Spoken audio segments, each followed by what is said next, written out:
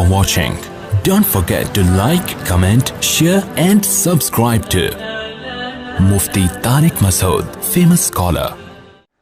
نہیں آ رہی بات سمجھ. یہ واقعہ اگر صرف فضائل اعمال میں لکھا ہوتا تو فضائل اعمال کے پہ جو کفر اور شرک کے فتوے لگے ہوئے ہیں ان فتووں میں ایک اور اضافہ ہو جاتا کہ دیکھو انسان کے بس میں تو یہ ہے نہیں, یہ تو شرک پھیلا رہے ہیں. تو یہ واقعہ قرآن میں لکھا ہے. اس سے پتہ چلتا ہے کہ اللہ تعالیٰ بعض مرتبہ کسی بزرگ کے ہاتھ پہ کوئی ایسا محیر العقول کام کر دیتے ہیں جو اسباب کی دنیا میں ممکن نہیں ہوتا. اس کو کرامت کہتے ہیں. یہی کام اگر نبی سے ہو تو اس کو معجزہ کہتے ہیں, بزرگوں سے ہو تو اس کو کیا کہا جاتا ہے؟ کرامت. اور یہ کچھ بھی ہو سکتا ہے. اس میں ہمارا عقیدہ یہ ہے کہ یہ ہاتھ بزرگ کا استعمال ہوتا ہے, کام بزرگ نہیں کر رہے ہوتے. اللہ نے بزرگوں کو ایسے اختیارات نہیں دیے, نہ پیغمبروں کو دیے نہ بزرگوں کو دیے ہیں. پیغمبر کا معجزہ بھی اللہ کی طرف سے ہوتا ہے, پیغمبر کا دخل نہیں ہوتا اس میں. مردوں کو حضرت عیسیٰ زندہ کرتے تھے تو حضرت عیسیٰ نہیں کرتے تھے, بلکہ کون کرتا تھا؟ اللہ کرتے تھے. حضرت عیسیٰ تو صرف کہتے تھے.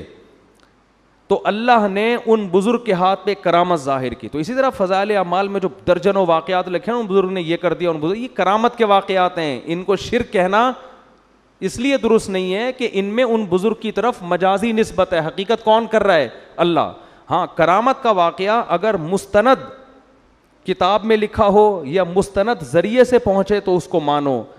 بیان کرنے والا مستند نہیں ہے تو پھر اس کو مت مانو. اب فضائل اعمال میں جو کرامتیں لکھی ہوئی ہیں وہ جن کتابوں سے لی گئی ہیں وہ کتابیں اگر مستند ہیں تو کرامت کا واقعہ بھی درست, کتابیں مستند نہیں ہیں تو کرامت کا واقعہ درست نہیں ہے. اور دوسری بات یہ کہ جو لوگ فضائل اعمال کے خلاف کلپ بناتے ہیں ان سے کہو اصل کلپ تو اس کتاب کے خلاف بننا چاہیے جس کتاب سے فضائل اعمال نے وہ کرامت لی ہے. اس کتاب کے خلاف کوئی کلپ بنانے کے لیے تیار نہیں ہے, کیونکہ وہ کتابیں بڑے بڑے محدثین کی لکھی ہوئی کتابیں ہیں اور محدثین کو برا بھلا کہیں گے تو لوگ ان کو جوتے ماریں گے. تو اس لیے انہوں نے فضائل اعمال کو پکڑا ہوا ہے. نہیں آ رہی سمجھ میں میرا خیال ہے بات. تو یہ خیانت ہے بہت بڑی کہ جو اصل کتاب ہے اس کو تو کچھ نہیں کہہ رہے, ٹھیک ہے نا, اور جہاں جو نقل کر رہے ہیں اس کو کہہ رہے ہیں یہ فضائل اعمال اور فضائل صدقات میں شرک بھرا ہوا ہے. تو ان کو شرک کی ڈیفینیشن ہی پتہ نہیں ہے. تو ان بزرگ نے کیا کہا. اب یہاں ایک اور لوگ سوال کرتے ہیں کہ یہ کرامت تو صحابہ کے ہاتھ پہ ظاہر نہیں ہوئی جو فضائل اعمال میں لکھی ہوئی ہیں, یہ تو نبی کے ہاتھ پہ یہ معجزہ نہیں ہوا تو بزرگ کے ہاتھ پہ کیسے ہو گیا؟ اس کا مطلب بزرگ صحابہ سے بھی افضل ہیں. تو یہی سوال ہم یہاں کریں گے کہ سلیمان علیہ السلام تو تخت کو سیکنڈوں میں لا نہیں سکے, لیکن مجلس میں بیٹھے ہوئے بزرگ نے کہا اور تخت سامنے حاضر. تو کیا ہم یہ کہہ سکتے ہیں کہ وہ بزرگ حضرت سلیمان سے افضل ہو گئے؟ نہیں. کرامت کے صدور سے کوئی شخص دوسرے سے افضل نہیں ہو جاتا. کرامت تو اللہ کی طرف سے ایک اکرام ہے بزرگ کا کہ دیکھو میں اس پہ خوش ہوں اور اس کے ہاتھ پہ میں کیسی چیزیں ظاہر کر دیتا ہوں. یہ اس کی علامت نہیں ہے کہ اس وقت دنیا میں سب سے افضل یہی ہے. اور یہ بھی ممکن ہے کہ ایک پیغمبر کے ہاتھ پہ وہ معجزہ ظاہر نہ ہو جو کسی امتی کے ہاتھ پہ کرامت ہو جائے, یہ بھی عین ممکن ہے. باقی افضلیت کا تعلق اعمال سے ہے, کرامتوں سے نہیں ہے. کون افضل ہے؟ سب سے جو شریعت پہ سب سے زیادہ چلتا ہے تو وہ تو پیغمبر سب سے زیادہ چلتے ہیں نا.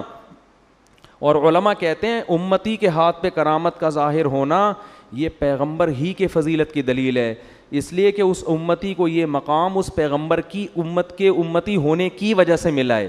وہ جو بزرگ تھے نا جنہوں نے کرامت ظاہر کی اور تخت فوراً لے آئے, تو اصل میں یہ فضیلت سلیمان علیہ السلام کی تھی. وہ بزرگ سلیمان علیہ السلام کو فالو کرتے تھے, اسی وجہ سے تو یہ انعام ملا نا ان کو. اسی وجہ سے حضرت سلیمان اس بزرگ کا شکریہ نہیں ادا کر رہے, بلکہ جیسے ہی تخت حاضر ہوا ہے تو کہہ رہے ہادہ من فضل ربی, یہ میرے رب کا مجھ پر فضل ہے. نہیں آ رہی بات؟ کیا مطلب؟ گویا یہ میرا معجزہ ہے کہ میرے امتیوں کے ہاتھ پہ ایسا کچھ ہو رہا ہے, تو یہ ان کا نہیں, یہ کس کا کمال ہے؟ یہ کمال اللہ نے مجھے دیا ہے کہ مجھے فالو کرنے کی وجہ سے ان کو ایسے انعامات ملے ہیں. تو فضائل اعمال اور صدقات میں جو بزرگوں کی کرامتیں لکھی ہوئی ہیں وہ محمد صلی اللہ علیہ وسلم کی فضیلت کی دلیل ہیں کہ اللہ نے سید الانبیاء کو اتنا اونچا مقام دیا کہ سید الانبیاء کو فالو کرنے والوں کے ہاتھ پہ اللہ نے ایسی ایسی کرامتیں ظاہر کی ہیں. تو اس سے پیغمبر کا مقام کم نہیں ہو رہا, بلکہ پیغمبر کا مقام اونچا ہو رہا ہے کہ ان کی امتیوں میں پچھلی امتوں سے بھی زیادہ بڑی بڑی کرامتیں صادر ہوئی ہیں. نہیں آ رہی میرا خیال ہے بات سمجھ میں.